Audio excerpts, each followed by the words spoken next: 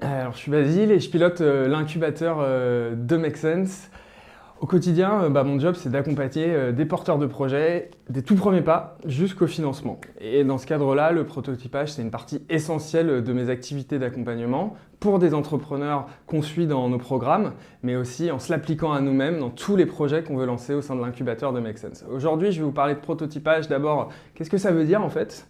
Ensuite, comment, enfin surtout pourquoi on le fait, et après, comment vous allez pouvoir passer à l'action très concrètement.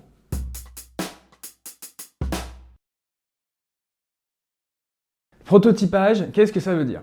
Prototyper concrètement, c'est mettre dans les mains de ses utilisateurs une version de son projet, donc de son produit ou de son service, qui soit minimaliste, c'est-à-dire qui demande peu de ressources à construire, dans le but de savoir s'il répond ou non aux besoins de son utilisateur. Sur la définition, vous allez entendre parler de produit minimum viable ou en bon français de MVP. Et oui, l'entrepreneuriat social est trop souvent sous l'influence sémantique de la Silicon Valley, mais c'est un autre sujet.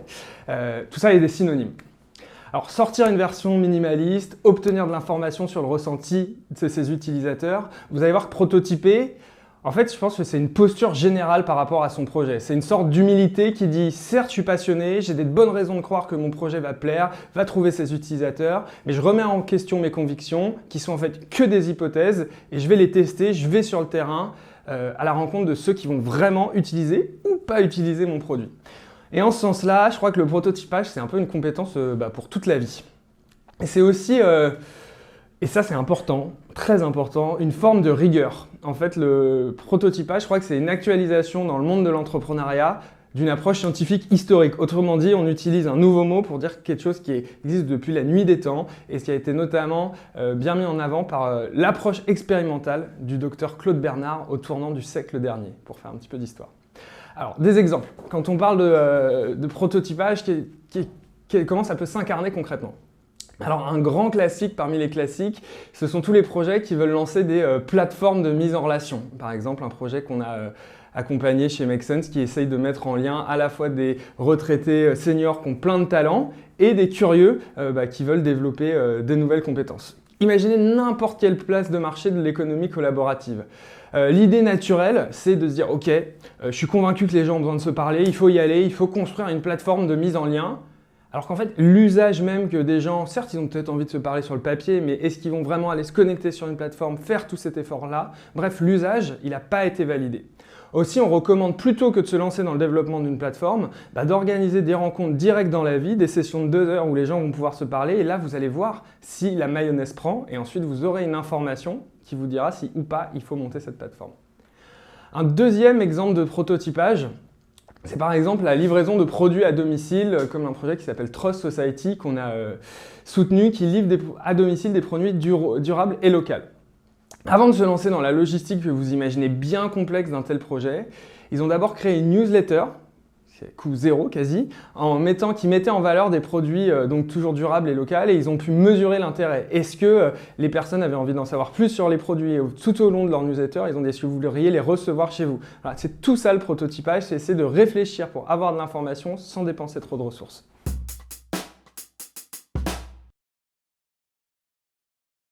Pourquoi le prototypage est central dans toutes les étapes de la vie d'un entrepreneur social, et particulièrement en agriculture urbaine, et notamment lors de ses premiers pas? Alors posez-vous la question des ressources qui vous sont les plus précieuses. La première ressource la plus précieuse que vous avez, c'est votre temps en fait. Les journées ne font que 24 heures, vous n'avez probablement pas une équipe monumentale autour de vous. Ce que vous voulez pas, c'est vous tout dépenser et vous exploser au bout de 3 mois en burn-out. Non, non, non, ça c'est pas vraiment l'éthique de votre projet. Donc savoir où mettre son énergie au bon endroit, au bon moment, c'est vraiment votre défi numéro 1. Et à ce stade, l'endroit le plus important pour mettre votre énergie, c'est valider que ce que vous proposez, ce que vous êtes en train de construire, et en fait ça répond vraiment à un besoin très précis. Donc le prototypage, c'est important parce que ça va vous faire gagner du temps. Au lieu de vous en lancer dans un projet qui ne correspond pas à quelque chose que veulent les utilisateurs, vous vous rendrez compte après, vous allez devoir redévelopper, refaire un produit.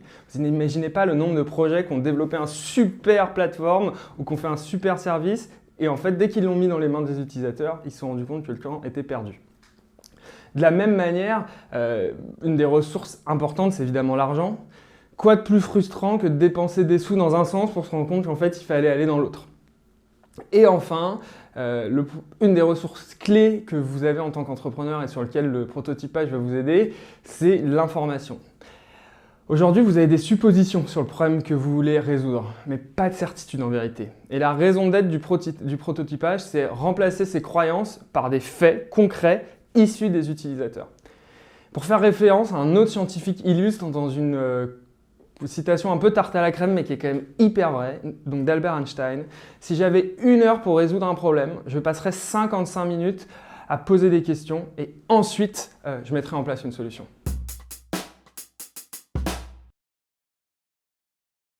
Vous avez compris pourquoi c'était important, qu'est-ce que c'était, maintenant, comment on y va, comment je passe à l'action. L'objectif, c'est bien d'obtenir de l'information pour construire un produit, un service qui répondent à un besoin effectif. Alors là, spoiler, vous vous dites, en fait, il est bien sympa, mais c'est déjà clair, il y a ce que je veux faire, je le connais par cœur, il y a 100 projets qui l'ont déjà fait avant moi, en fait, ou quasiment, ça ressemble, donc en fait, je suis sûr de moi, je peux complètement sauter cette étape. Et alors là, je vous dis vraiment, attention, le fait d'être amoureux de son projet, c'est indispensable, il faut de la passion, mais c'est aussi un problème récurrent des porteurs de projets parce que ça amène à une incapacité à se remettre en question. Et aujourd'hui, l'agriculture urbaine, c'est une terre prometteuse, mais qui est aussi extrêmement complexe. Et il y a aujourd'hui, il faut regarder les choses en face, beaucoup de projets qui s'arrêtent parce que ça ne correspond pas, le produit ou le service ne décolle pas. Et c'est pour ça que le prototypage, je crois encore plus qu'ailleurs, est vraiment crucial dans ce que vous faites. D'autant plus que dans l'agriculture urbaine, on va vite dépenser des sommes importantes. Donc avant de partir à grande échelle, c'est important de pouvoir tester ce que vous allez faire. Ça veut dire quoi répondre à un besoin effectif? Ça veut dire que le problème rencontré par les utilisateurs, celui que vous allez essayer de résoudre, il est assez significatif pour que ces utilisateurs-là ils soient prêts à changer leur comportement, prendre des actions, par exemple se déplacer dans votre ferme urbaine, assister à vos cours, utiliser votre maraîchage, voire peut-être même à payer pour ça. Alors, 3 étapes. Comment vous y prenez? Maintenant qu'on a dit ça, on va être dans le concret, on aime bien le concret chez Make Sense aussi avec l'école verte. La première étape, c'est de lister toutes les hypothèses que vous avez faites sur votre projet. Exemple, les familles du quartier souhaitent avoir un potager à portée de main. Ok, mais est-ce qu'elles sont prêtes à se déplacer tous les 3 jours pour s'en occuper par exemple?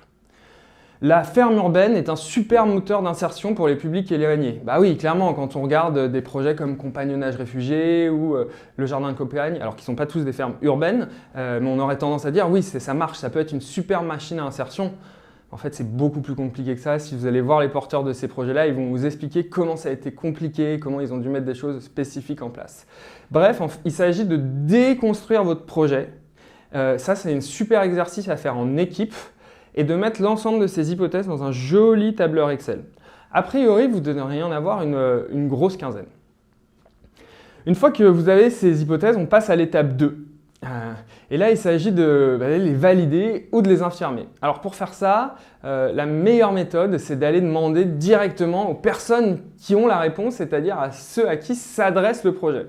C'est ce qu'on a donc vos utilisateurs. La première étape, c'est de définir en fait c'est qui votre utilisateur type. Alors il y en a sans doute plusieurs, c'est ce qu'on appelle un persona. On va vous donner des outils pour le définir juste après. Une fois que vous avez défini votre persona, il faut aller le rencontrer.